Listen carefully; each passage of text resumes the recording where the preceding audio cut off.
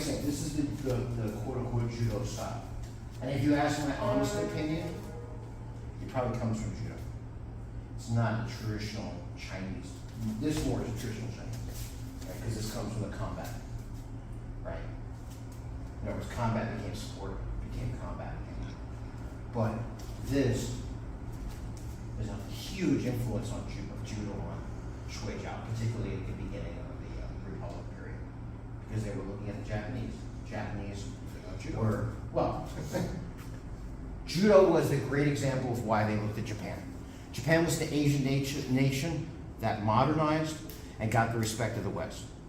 They took a traditional martial art, because judo was originally jiu-jitsu, it was a feudal martial art done by the samurai for combat, and they turned it into quote-unquote a modern sport that was internationally recognized and practiced. It became an Olympic sport, right? Yep.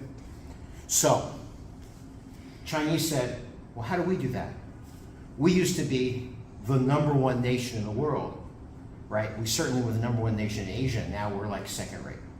How do we modernize? In martial arts, well, the example was clearly judo. It was just like our kung fu, but now it's respected and modern. Also, they had taken judo and used it to train police and military, which is what the nationalists wanted to do. They don't talk about this now because, in the 20s, everyone loved Japan. Everyone, Chiang Kai-shek and Sun Yat-sen went to Japan and studied. They all spoke Japanese. Then, of course, the war came, and the feelings of the Chinese toward the Japanese changed significantly, and they don't talk about these influences anymore.